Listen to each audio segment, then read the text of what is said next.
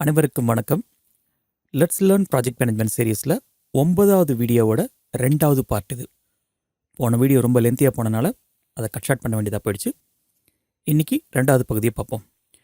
இன்றைக்கி இந்த டிஸ்கஷனுக்கு போகிறதுக்கு முன்னாடி ஒரு சில விஷயங்கள். உங்களில் நிறைய பேர் ரெகுலராக வீடியோ அப்லோட் பண்ணுங்கள் அப்படின்னு சொல்லியிருந்தீங்க. நானும் அதுக்கு தான் கண்டினியூஸாக கடுமையாக முயற்சி பண்ணிகிட்ருக்கேன். அன்ஃபார்ச்சுனேட்லி நிறைய டைம் கன்ஸ்ட்ரெயின்.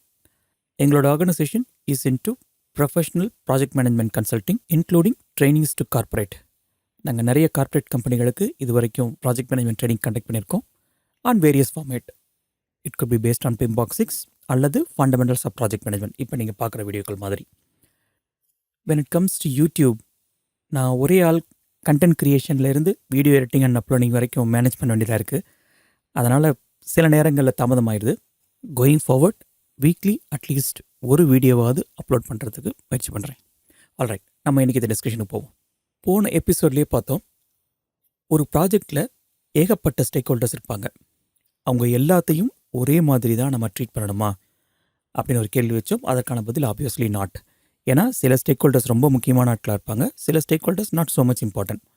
அவங்கள எப்படி மேனேஜ் பண்ணலாம், அதுக்கு முன்னாடி அவங்கள எப்படி கேட்டகரைஸ் பண்ணணும், அவங்கள எப்படி மேனேஜ் பண்ணணும் அப்படிங்கிறத பற்றி இந்த டிஸ்கஷனில் பார்ப்போம். ஸ்டேக் ஹோல்டர்ஸை பற்றி புரிஞ்சுக்கிறதுக்கு ஒரு சின்ன சார்ட் வரைவோம். எக்ஸ் ஆக்சிஸில் ஸ்டேக் ஹோல்டர்ஸோட இன்ட்ரெஸ்ட் லெவலும், ஒய் ஆக்சிஸில் ஸ்டேக் ஹோல்டர்ஸோட இன்ஃப்ளூயன்ஸ் லெவலையும் ட்ரா பண்ணிப்போம். இதை ஒரு கிரிட்டுக்குள்ளே கொண்டு வருவோம். இப்போது ஒவ்வொரு ஸ்டேக் ஹோல்டர்ஸையும் ஒரு அனிமலோட கம்பேர் பண்ணுவோம். No offence, just for the understanding.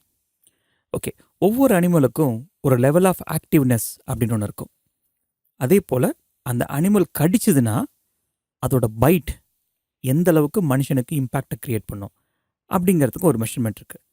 Okay, ஒரு உதாரணம் பார்த்துடலாமே. பூனை எடுத்துட்டோன்னா அது எந்த அளவுக்கு ஆக்டிவாக இருக்கும் அப்படிங்கிறது நமக்கு தெரியும். மோஸ்ட்லி பூனைகள் ரொம்ப சோம்பேறி, ஓரமாக படுத்து தூங்கிட்டு இருக்கோம். சப்போஸ் பூனை கடிச்சதுன்னா பெரிய லெவலில் உயிர் போகிற அளவுக்குலாம் இம்பேக்ட் இருக்காது இல்லையா? நான் சொல்கிறது ஒரு நார்மலான பூனை. அடுத்தது நாய்க்குட்டி, பப்பியை பொறுத்த வரைக்கும் அது ரொம்ப ஆக்டிவாக இருக்கும்.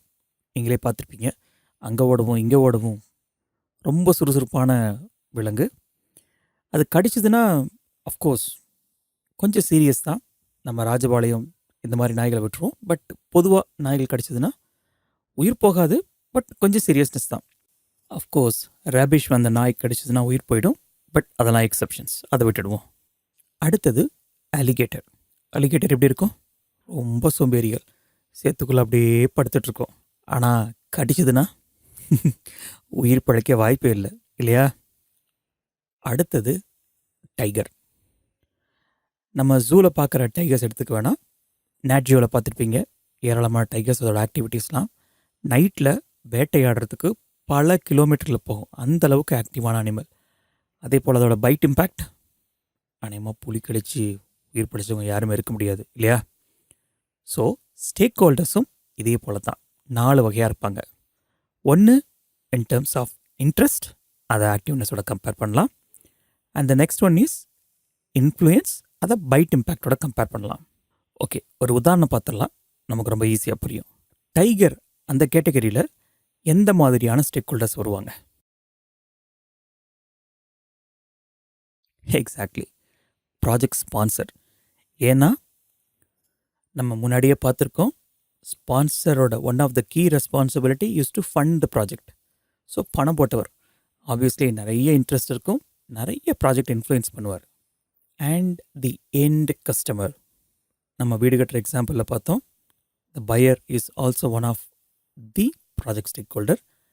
அவர் ஆப்வியஸ்லி பணம் இன்வெஸ்ட் பண்ணுறாரு வீடு வாங்கிறதுக்காக. அவர் நிறைய இன்ட்ரெஸ்ட் காமிப்பார், அவருக்கு ஏற்றபடி வீடு வரணும் அப்படின்னு. அதே போல் ப்ராஜெக்டை to a large level he can influence. இன்னொரு எக்ஸாம்பிள் சீனியர் மேனேஜ்மெண்ட்.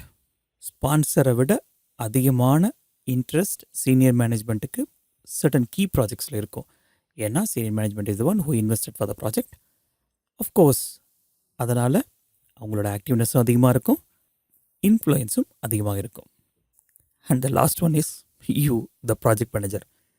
இன்ஃபேக்ட் நிறைய ப்ராஜெக்ட் மேனேஜருக்கு successful project can change Dhar life for ever. அதனால் உயிரை கொடுத்து வேலை செய்கிற ப்ராஜெக்ட் மேனேஜர்ஸ்லாம் இருக்காங்க. அடுத்தது allocated types of stakeholders. ஒரு உதாரணம் பார்த்தீங்கன்னா, if it is a software ப்ராஜெக்ட்னா நெட்வொர்க் டீம். அவங்க பெரிய லெவலில் ஆக்டிவாலாம் ப்ராஜெக்டில் இருக்க மாட்டாங்க. ஆனால் அவங்களோட இன்ஃப்ளூயன்ஸ் ஹியூஜாக இருக்கும். லெட்ஸே ஒரு நெட்வொர்க் இம்ப்ளிமெண்டேஷன் ப்ராஜெக்ட் பண்ணுறீங்க. நெட்வொர்க் மக்கள் mostly they focus on the day to day operation.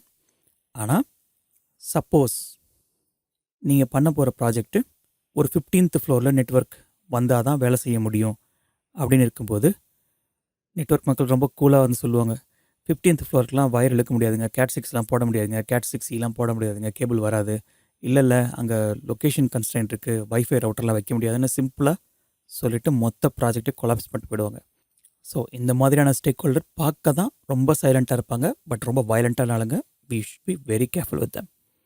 அதே போல் லீகல் டிபார்ட்மெண்ட் பெருசாக நம்மளுடைய இண்டிவிஜுவல் ப்ராஜெக்ட்ஸில் அவங்க ஆக்டிவாக இருக்க மாட்டாங்க, பெரிய லெவல் இன்ட்ரெஸ்ட்லாம் காமிக்க மாட்டாங்க. ஆனால் இன்ஃப்ளூயன்ஸ் அப்படின்னு வரும்பொழுது, in case if something has to be done in a legal way, but நம்ம லீகல் ப்ரொசீஜர்ஸில் அதை ஃபாலோ பண்ணல அப்படின்னா they can even stop the project. So their bite impact is very powerful. அதே போல் தான் ஸ்டாண்டர்ட்ஸ். சர்டன் ஸ்டாண்டர்ட்ஸை ஃபாலோ பண்ணணும் ஒரு ப்ராஜெக்டில் அப்படின்னா, சப்போஸ் அதை ஃபாலோ பண்ணாமல் ப்ராஜெக்டை ரன் பண்ணிட்டோம் அப்படிங்கும் பொழுது they can even stop the project. உதாரணத்துக்கு ஐசோ ஆடிட்டர்ஸ் பெருசாக ஆக்டிவாக இருக்க மாட்டாங்க. ஒன் ஃபைன் டே ஆடிட்னு வருவாங்க. And they'll say there are so many non-conformance, we cannot issue the ISO certificate. As simple as that. அடுத்தது ஃபினான்ஸ் மக்கள். அகெயின் ஃபினான்ஸ் மக்களுக்கு they have their own priorities. ஆனால் end of the day any projects need money and that needs to be released on time.